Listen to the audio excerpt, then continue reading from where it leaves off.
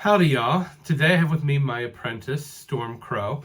We're going to have a little conversation. This is one of the mingles that I talked about in the structure of these videos. So this is more an in-person conversation. We're going to sort of be talking today about the imaginal realm and how it impacts traditional witchcraft practice, at least in our tradition, the fairy tradition. So one thing I wanted to say was that we often try to think of what it's like to experience the world from the perspective of a spirit. So thinking sort of as an other than human entity and how that looks when you're sort of taking on that perspective. And that sort of leads us into this place where the imaginal sort of opens lots of doorways into what's possible. What would you say? How's the imaginal impact how you understand witchcraft? Well, I think that I know that I am a green thing. I'm something that is fed by story in particular. I have this idea that the root building block of reality, something that I got from Douglas Batchelor of the What Magic Is This podcast. The root building block of reality is a story. Whenever we can reduce that thing down that emanates out and creates the experience that we have around us, that thing is a story, whatever that is. And what was I going to say? I guess to me, this idea of the imaginal realm in witchcraft also kind of echoes a lot of what I hear in other conversations and spaces around like verified or unverified personal gnosis, or these ways of doing and being that we have around our interdependent crafts. And to that, I kind of have the same response for the imaginal side of what we do and for the received bits of gnosis that we get from spirit, which is that we have to test its veracity. It's the idea that like we can exist in the imaginal realm, we can take these things from books, and we can still be discerning to test what works. There's been many things that I have taken from books directly and either used in either temporary or longer term relationships that I've had with my practice over the last couple of years. And let's be honest, a lot of things that people have believed about the history of witchcraft over the last 50 years has been fictional. But that has still enabled sorcery to happen. And so there's this element of, I keep going back to that quote, one of the quotes I shared in my very first video on this channel about how sorcery, about how traditional witchcraft is both mystical and sorcerous, and they sort of enable one another to the full realization of the self within all and all within the self. And for me, that mystical aspect has a mythic quality to it. So like the use of story and myth as the building block, as you say, of reality just makes sense in a worldview where, witches hear and see and taste and smell and feel spirits in some way. We interact with the spirit world very directly and intermediarily. Specifically as the types of witches that we are in the tradition that we have, we don't necessarily worship the gods of men or the gods of even witches that have historically practiced or sorcerers. We worship the gods of the other place. We have communion with them. And that is the animism that we talk about practicing. And that animism includes a spirit at every layer of reality. It means that there is spirit present at the atomic level, and there is an intelligence and entity present there as much as there is over the entirety of every possible universe that we have. There is spirit. And to deny that the imaginal realm, the capacity to also generate, have, and, intermingle its own spirits with the rest of the cosmos, I think is foolhardy. Like, it denies us something that's incredibly potent. It diminishes the possibilities. If that were real, then I don't think that plant life would have been as successful on this planet as it is. Like, it's an ongoing story of renegotiating and restoring its relationship to whatever is happening now. That is a large section of DNA life on this planet. And going right along with that, in our own tradition, in the fairy tradition, Victor was very enamored with Robert Graves' work, and that shows with some of the stuff that we got. But, the name that we use for the Witch Mother, Nimue, Mare, and Anna, that comes from Watch the North Wind Rise, which is a fictional novel. I wouldn't say that those are the true names of these spirits. I think spirits, especially spirits, the eldritch ones that those of us in initiatory houses seem to hold dear, are often, there's a quality of namelessness to them, but also like identities that are older than words are. I think that they have the ability to wear stories the way that we wear clothing. Mm-hmm. They get to have a donned face that is the face of something else. I think that, we get to interact with these beings sometimes as though they are the gods of men that we're familiar with. But those are also... Those are masks. Masks. Those are stories that they get to wear for our knowability. I think that that's part of what I think of as one of the foundational tools of the imaginal realm that we have access to, at least, is that it allows us to receive more full communication from other beings that don't think, talk, or interact like we do. Mm-hmm. It's a filter that allows us to catch that. We have, perceiving as a spirit. Most of us don't have the ability as we are walking through the world to receive full transmission from spirit. I'm still learning my own ways of doing it, and I know for a fact that the imaginal realm is one of the ways that is arriving for me. That the ability to read or encounter a story that has an intelligence that's looking at you from the words of the text itself. That level of knowing that comes from the thing that also lives in your gut as much as it lives up in your chest or your head as you're encountering many of the stories we're going to show you here shortly.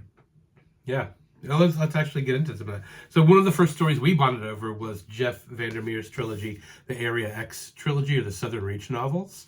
And they're essentially a story about an incursion into the world from this otherness, this alien ecosystem manages to invade our dimension, and takes over the terroir of our reality and reorganizes it along its own principles. And there's no stopping it. And to me, it very much reminds me of the way that, and I've used this, I'm talking about the place, fairy, sort of comes over into this world and snatches you and takes you there and does what it wants with you.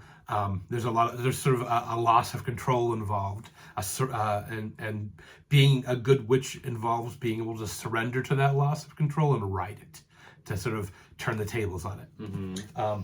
Something that he also has in this that really reflects a lot of the general technology that we use as witches is that this concept that he has of this terroir, this location that has a invisible, visible, knowable, tangible, intangible boundary that seems to defy the experiential capacity of normal humans, is, I think, a lot of what we do when we create specifically a compass to do workings and to travel with, but even generally for what we would make as a circle, this hyper real, incredibly real place that becomes all places, that has this internality to it that becomes an engine for change, and this moat around it that transforms things that cross it. There's a lot of parallel there. There's another aspect to this that was something that we both shared as we were reading it, that this book watches you, this story looks at you as you're encountering it, and that is an aspect that is both present for the story itself, the narration of the story, as well as the internal experiences of the characters of that story. There's this idea of these eyes that borrow other eyes to look out from them, of these beings that borrow the faces of other things to look out from. Which to me is very much a witch thing to have happen. To change your face, to change your gaze. There's this concept that I'm very enamored with that comes from the Endymion Coven of the deviant gaze, or what I like to now call the witch eye.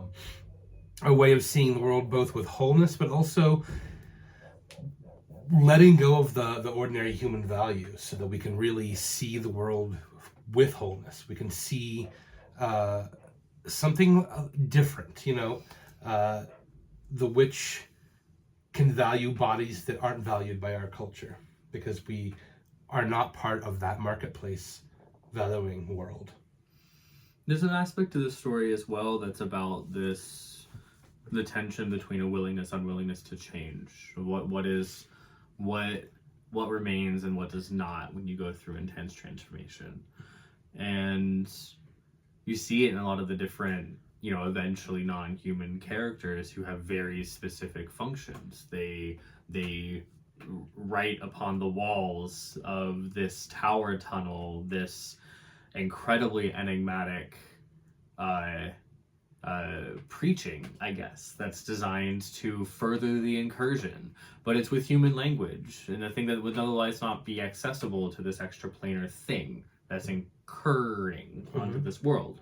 It is borrowing from the imaginal realm in particular of this world. It is expressing itself through the other aspect of imagination, which is the green, the plants. It becomes its space. Yeah, I love that.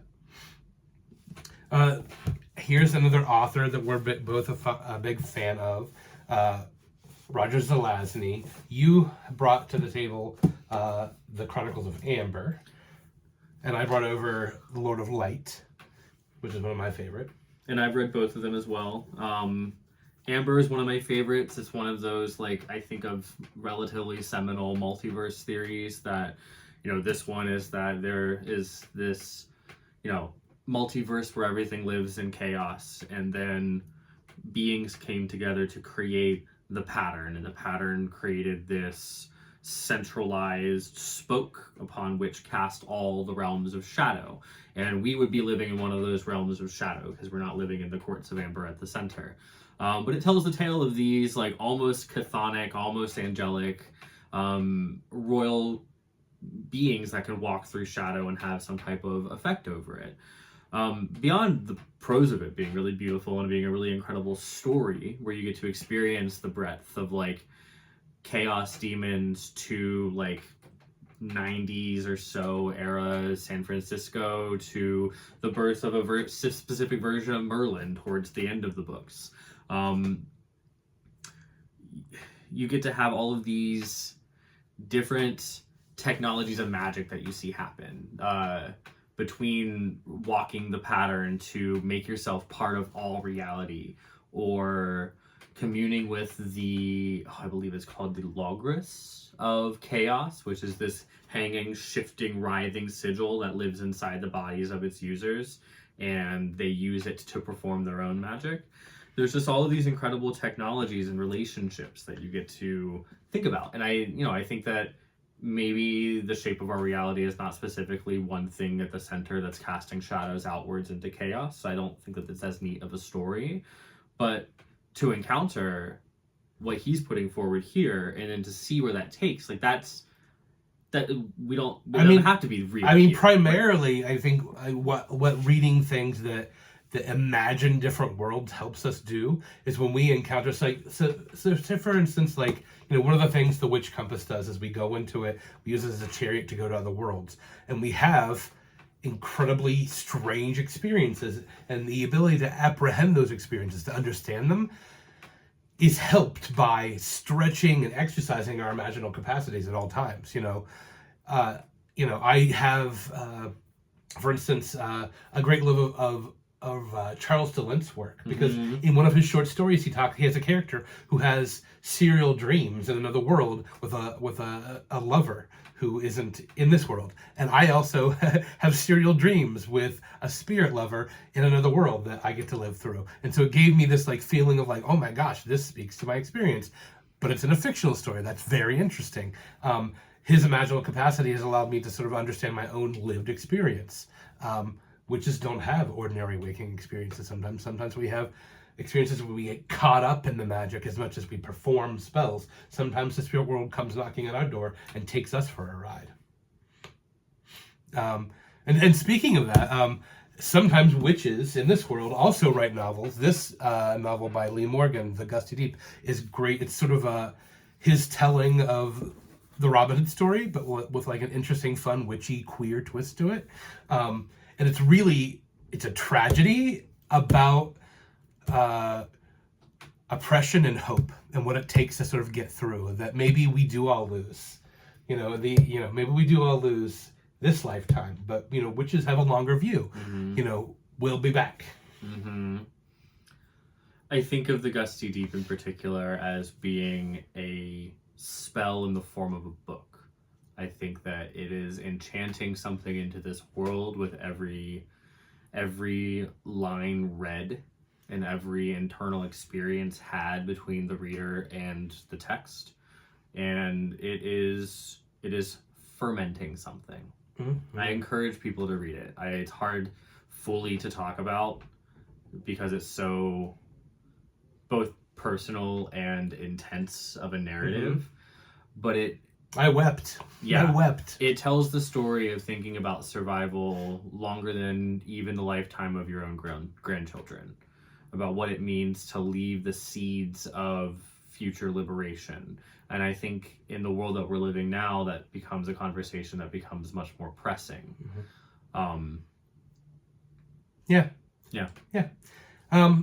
So to sort of wrap up what we're talking about here today, what we're sort of discussing is that the imaginal capacity really helps someone in our line of witchcraft sort of get their heads around their own experiences, their guts around their own experiences, to sort of be able to apprehend our own interactions with spirit, to be able to sort of sink more fully into what it means to be a witch, to experience multiple bodies, to have many faces and many eyes, to turn on the witch eye or the deviant gaze. There's a lot within what I might call the glass realm, the green imaginal realm of the fairy folk.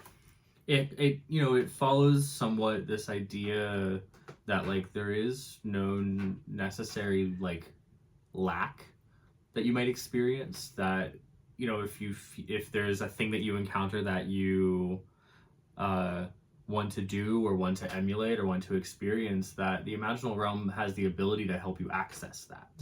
That there's a thing in a book that you read that you're like, that's a cool piece of technology, but that's like, not describing my biology, or that book's not present for this world. But like what this type of engagement gets you to do is the ability to like suspend that disbelief like you would already do for the story itself. As an example, one of the ones that I've put a pretty good amount of practice into is some of the like actual narrated ways of using the source of power, the one source within the Wheel of Time, the way that the Aes Sedai and the other channelers talk about tapping that source. There's a very different reality for men versus women. And as a non-binary person, I'm immediately plagued with the motivation to trouble that and to make it all the same thing, because that's kind of what I do. And so I do both. I do the surrender to the current of magic and to the current of creativity and the flow. And I also do the hyper control, where I'm very present and tight and the orchestrator of what's happening there. And by incorporating both, by not separating them, I created even more ability for myself to use that technology. It actually comes around to what we've already described as being able to ride the currents of change. Or, as we've seen in other texts that we've encountered, this idea of metis, of this like being present on purpose. And like I got to get around to that in some way from being able to use that text to get me there. Yeah, you can sort of interpret these magic systems the people are describing in their fantasy novels, and be like, what can that tell me about the way I understand magic to work in this world? What can I do with my imaginal capacity while my body's doing this, while my mouth is saying this, while my senses are experiencing this? I often use my own like existing ongoing stories as the things that encounter those stories. Like we often narrate what we're experiencing in text through the courts and through the serpents, because the serpents are a built-in story of mutual consumption. And green becoming white, becoming red, becoming black, becoming green, and vice versa, and intermingling or weaving from there is something that we get to use to analyze the happenings of these kinds of books. Like this is the story of like a black, green, white thing that is taking over a space of redness and doesn't really know what's going on there and is unencounterable to the redness that's there. Yeah. There's so much juice to be milked from the fruit of the green. Mm-hmm. Yeah. So I wish you all good milking. Good milking. Ciao.